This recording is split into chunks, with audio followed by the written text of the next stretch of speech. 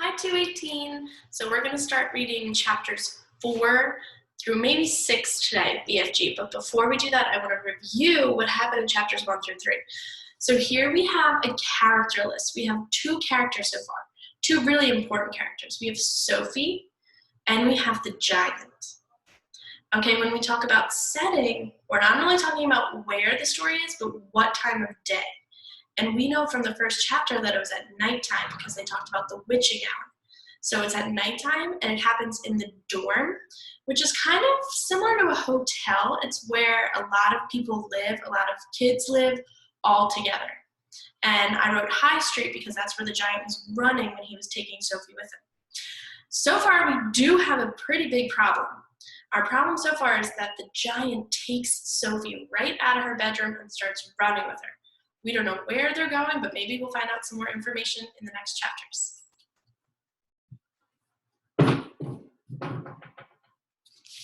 Okay, let's start with chapter 4.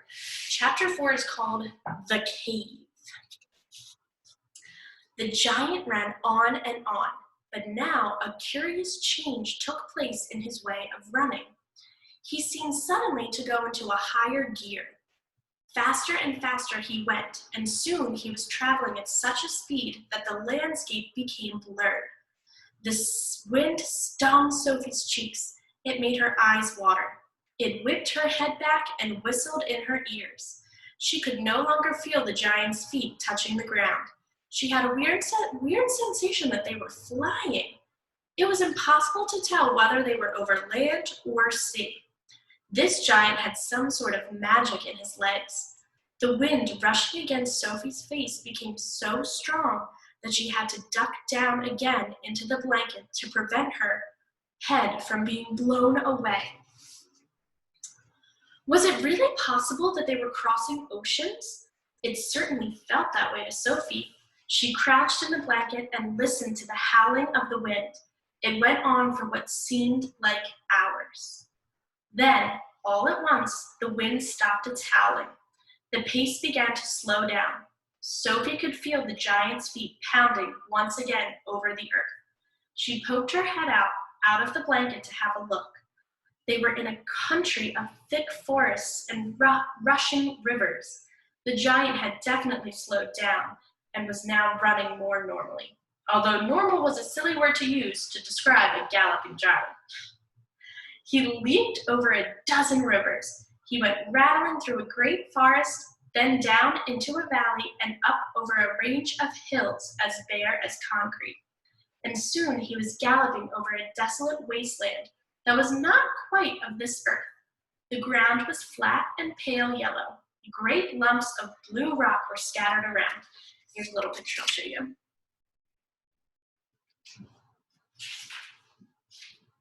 And dead trees stood everywhere like skeletons. The moon had long since disappeared, and now the dawn was breaking. Sophie, still peering out from the blanket, saw suddenly ahead of her a great craggy mountain. The mountain was dark blue, and all around it the sky was gushing and glistening with light. Bits of pale gold were flying among delicate frosty white flakes of cloud, and over to one side, the rim of the morning sun was coming up red as blood. Right beneath the mountain, the giant stopped. He was puffing mightily. His great chest was heaving in and out. He paused to catch his breath. Directly in front of them, lying against the side of the mountain, Sophie could see a massive round stone. It was as big as a house. The giant reached out and rolled the stone to one side as easily as if it had been a football, and now, where the stone had been, there appeared a vast black hole. The hole was so large the giant didn't even have to duck his head as he went in. He strode into the black hole, still carrying Sophie in one hand, the trumpet and the suitcase in the other. As soon as he was inside, he stopped and turned and rolled the great stone back into place so that the entrance to his secret cave was completely hidden from outside. Now that the entrance had been sealed up, there was not a glint of light inside the cave. All was black. Sophie felt herself being lowered to the ground. Then the giant let go of the blanket completely. His footsteps moved away. Sophie sat there in the dark, shivering with fear. He is getting ready to eat me, she told herself. He will probably eat me raw, just as I am. Or perhaps he will boil me first. Or will he have me fried? He will drop me like a rasher of bacon into some gigantic frying pan, sizzling with fat. A blaze of light suddenly lit up the whole place. Sophie blinked and stared. She saw an enormous cavern with a high rocky roof. The walls on either side were lined with shelves, and on the shelves there stood row upon row of glass jars.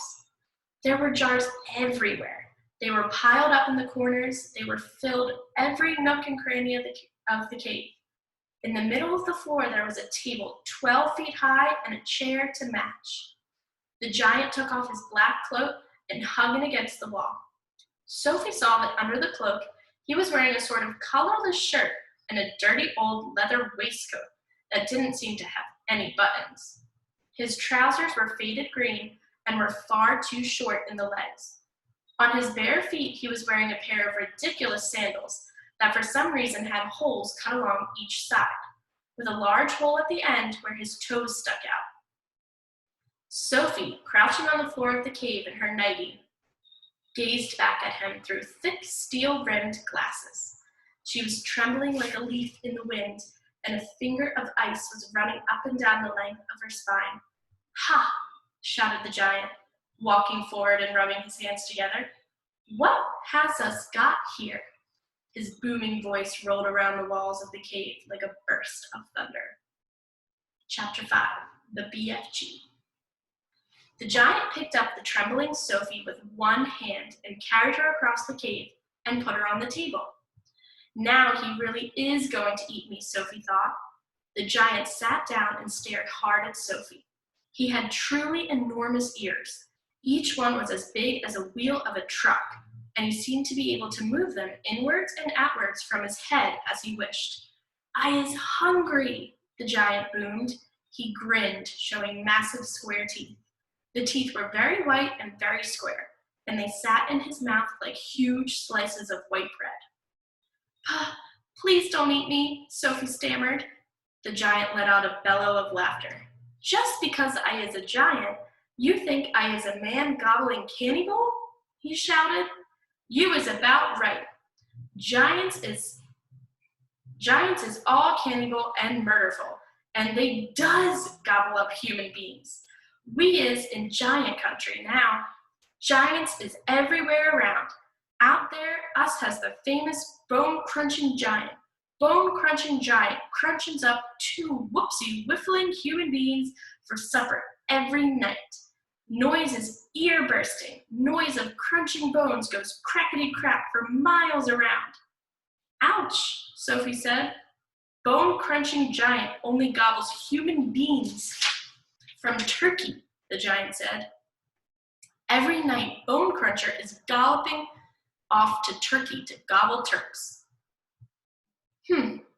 Sophie's sense of patriotism was suddenly so bruised by this remark that she became quite angry.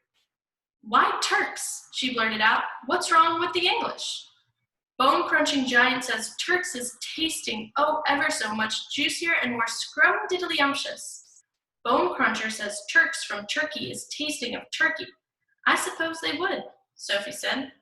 "Of course they would," the giant shouted. "Every human being is dilly and different. Some is scrumptiddly-umptious and some is ucky slush. Greeks is all full of ucky slush. No giant is eating Greeks, ever." "Why not?" Sophie asked. "Greeks from Greece is all tasting greasy," the giant said. "I imagine that's possible too," Sophie said. She was wondering with a bit of tremble, but what all this talking about eating people was leading up to. Whatever happened, she simply must play along with this peculiar giant and smile at his jokes. But were they jokes? Perhaps the great brute was just working up an appetite by talking about food. "As I am saying," the giant went on, "all human beings is having different flavors. Human beings from Panama is tasting very strong of hats." "Why hats?" Sophie said. "You is not very clever. the giant said, moving his great ears in and out. I thought all human beings is full of brains, but your head is emptier than a noodle. Do you like vegetables? Sophie asked. Look at this picture of the giant. He's huge, she asked, hoping to steer the conversation towards a slightly less dangerous kind of food. You was trying to change the subject, the giant said sternly. He is having an interesting babblement about the taste of human being. The human being is not a vegetable. Oh, but the bean is a vegetable, Sophie said. Not the human being, the giant said. The human being has 2 legs, and a vegetable has no legs at all. Sophie didn't argue anymore. The last thing she wanted to do was to make the giant cross. The human being, the giant went on, is coming in dillions of different flavors. For instance, human beings from Wales is tasting very whooshly of fish. There is something very fishy about Wales. You mean Wales? Sophie said. Wales is something quite different. Wales is Wales, the giant said. Don't gobble-funk around with words. I will now give you another example. Human beings from Jersey has a most disgustable, woolly tickle on the tongue, the giant said. Human beings from Jersey is tasting of cardigans. You mean jerseys? Sophie asked. You are once again gobble-funking, the giant shouted. Don't do it. This is serious and snitching subject. May I continue? Please do, Sophie said. Danes from Denmark is tasting ever so much of dogs, the giant went on. Of course, Sophie said. They taste of Great Danes. Wrong, cried the giant, slapping his thigh. Danes from Denmark is tasting doggy because they is tasting of Labradors. Then what do people of Labrador taste of? Sophie asked. Danes, the giant cried triumphantly. Great Danes. Aren't you getting a bit mixed up? Sophie said. I is a very mixed up giant, the giant said, but I does do my best, and I is not nearly as mixed up as the other giants. I know one who gallops all the way to Wellington for his supper. Wellington, Sophie said. Where is Wellington? Your head is full of squashed flies, the giant said. Wellington is in New Zealand. The human beings in Wellington has an especially scrumptiddlyumptious taste. So says the welly-eating giant. What do people of Wellington taste of? Sophie asked. Boots, the giant said. Of course, Sophie said. I should have known. Sophie decided that this conversation had now gone on long enough. If she was going to be eaten, she'd rather get it over and done with right away than be kept hanging around anymore. What sort of human beings do you eat? She asked, trembling. Me? Shouted the giant, his mighty voice making the glass jars rattle on the shelves. Me gobbling up human beings? This I never. The others, yes. All the others is gobbling them up every night, but not me. I is a freaky giant. I is a nice and jumbly giant. I is the only nice and jumbly giant in giant country. I is the big, friendly giant. I is the BFG. What is your name?